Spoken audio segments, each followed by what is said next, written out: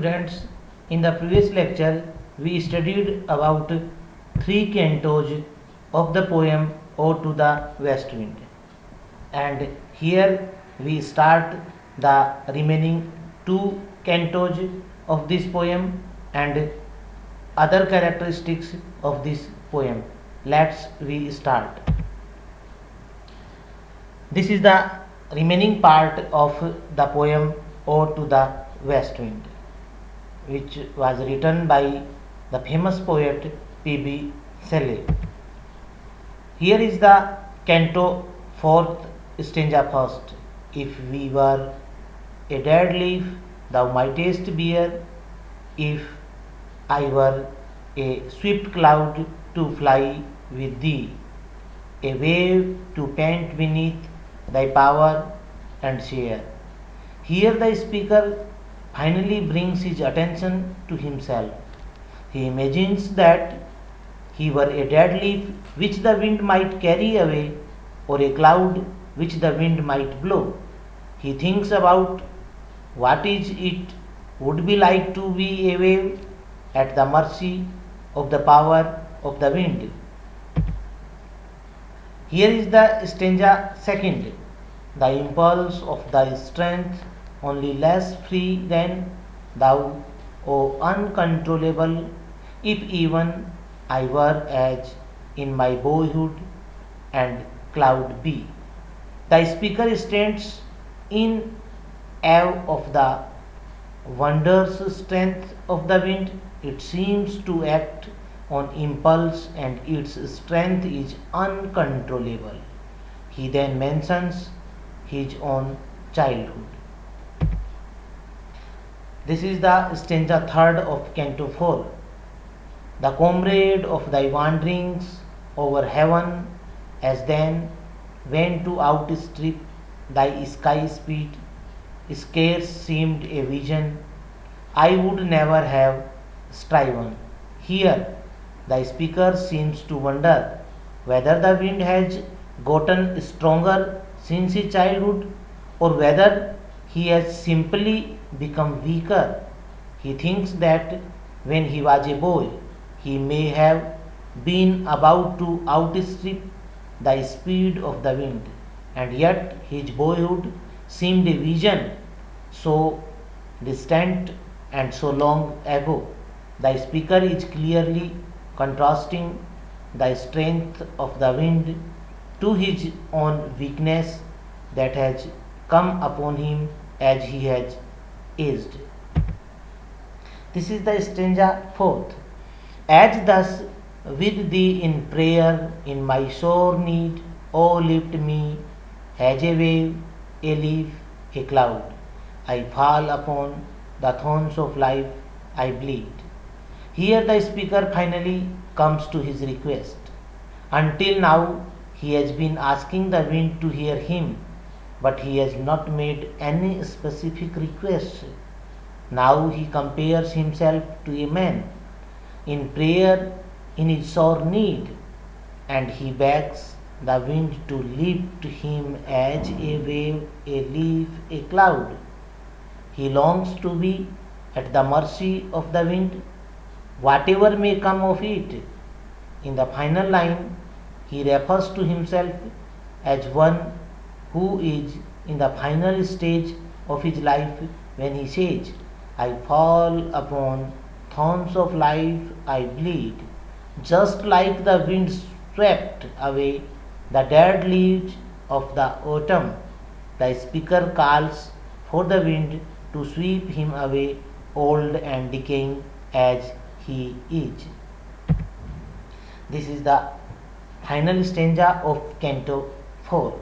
A heavy weight of hours has chained and bowed one too like thee, tameless and swift and proud.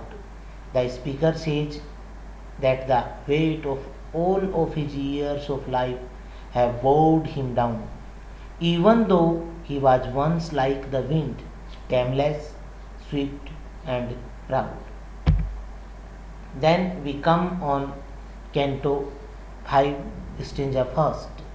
Make me thy lyre, even as the forest is. What if my leaves are falling like its own, the tumult of thy mighty harmonies? Again the speaker begs the wind to make him be at its mercy. He wants to be like a lyre or harp played by the wind. He wants to be like the dead leaves which fall to the ground when the wind blows. Here is the stanza second of Canto fifth. We'll take from both a deep Ottoman tune, sweet though in sadness, without spirit fears, my spirit without me, impetuous one. In this stanza of Ode to the West Wind, the speaker asks the wind to come into him and make him alive. This is yet another reference to the wind as a sort of God. In some religious, particularly the Christian religion, there is the belief that to have new life one must receive the Holy Spirit into his bodily being. This is precisely what the speaker is asking the wind to do to him. He realizes that for this to happen, his old self would be swept away. That is why he describes this as sweet though in sadness. But he asks the spirit of the wind to be his own spirit and to be one with him. Here is the stanza third. Drive my dead thoughts over the universe like withered leaves to quicken a new birth, and by the incarnation of this verse, the speaker asks the wind to drive his dead thoughts over the universe, so that even as he dies, others might take his thoughts and his ideas and give them new birth. He thinks that perhaps this might even happen with the very words he is speaking now. Here is the stanza 4. Scatter as from an unextinguished hearth, ashes and sparks, my words among mankind, be through my lips to unawakened earth. The speaker asks the wind to scatter his thoughts as ashes and sparks, that his words might kindle a fire among mankind and perhaps awaken the sleeping earth. Here is the last stanza of the poem, the trumpet of a prophecy. O wind, if winter comes, can spring be far behind? The speaker has used spiritual and biblical references throughout Ode to the West Wind to personify the wind as a god, but here he makes it a little more specific. When he says the trumpet of prophecy, he is specifically referring to the end of the world as the Bible describes it. When the trumpet of prophecy is blown, Christ is believed to return to earth to judge the inhabitants. The speaker asks the wind to blow that trumpet. Because of the speaker's tune throughout Ode to the West Wind, it would make sense if this was the speaker's own personal trumpet marking the end of his life. He wants the wind to blow this trumpet. With the last two lines of Ode to the West Wind, the speaker reveals why he has begged the wind to take him away in death. He says, if winter comes, can spring be far behind?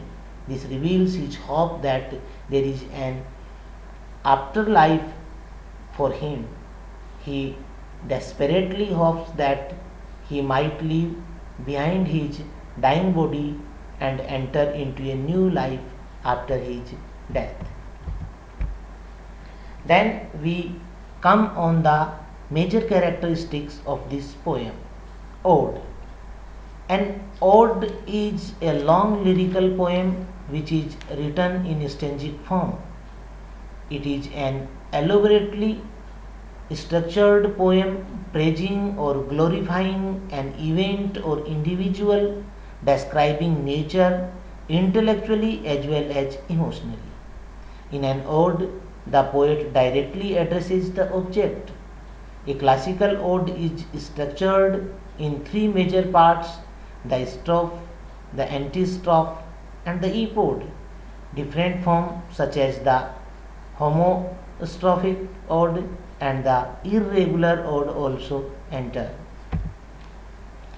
This poem is a nature poem. Nature or love for nature is one of the dominant themes in romantic poetry. Like other romantic poets, Shelley is also an ardent lover and worshipper of nature. Almost all his poems abound in nature imagery, and some of his poems are purely of nature, such as Ode to the West Wind. In Ode to the West Wind, Shelley takes a powerful force from nature, the west wind, and renders it a mythical stature. Despite his subjective treatment of the natural object, Shelley does not attribute any human characteristics on it. Shelley is pessimistic in this poem. Shelley is temperament Shelley's temperament is a mixture of pessimism and optimism. When he writes or thinks of the regeneration of mankind or reformation of human society, his voice is optimistic enough. But when he writes about his personal life, he produces extremely melancholy strains. Ode to the West Wind, like many of his lyrics, is structured with melancholy, temperament, and personal despair. Shelley's optimism in this poem. The poem is a fine blending of Shelley's poignant personal note with his stirring optimism about the future of mankind. The poet is hopeful in the line, "If winter comes, can spring be far behind?" Here the poet is hopeful that if winter comes, then spring season will surely come. Here winter represents sorrows and spring represents happiness. The poet is very hopeful that if sorrows come in the life of a person, then happiness will surely come in the life of the person.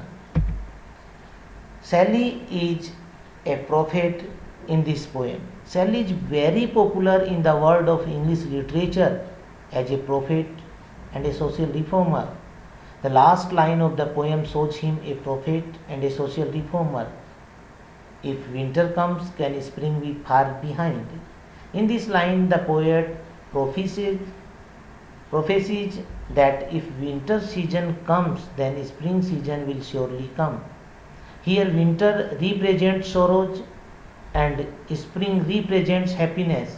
Here, the poet prophesies that if sorrows come in the life of a person, then happiness will surely come in the life of the person. Shelley is a social reformer. Shelley is popular as a social reformer. Again, the last line of the poem shows him a social reformer. If winter comes, can spring be far behind? The poet advises those people who are disappointed in their life because of sorrows. The poet says that if sorrows come in the life of people, then happiness will surely come in those lives. So they should not be disappointed because of sorrows. They should be hopeful that happiness will surely come in their life. The structure of the poem. The poem is written in a complicated stanza form of 14 lines, each and technically known as terza rima. Its rhyme scheme is ABA, BCD, CDC, DED, EE. The meter divided into short periods is managed with complete mastery. Clayton Brock says, "No one has ever made the ordinary heroic lines move so swiftly as Shelley." Thanks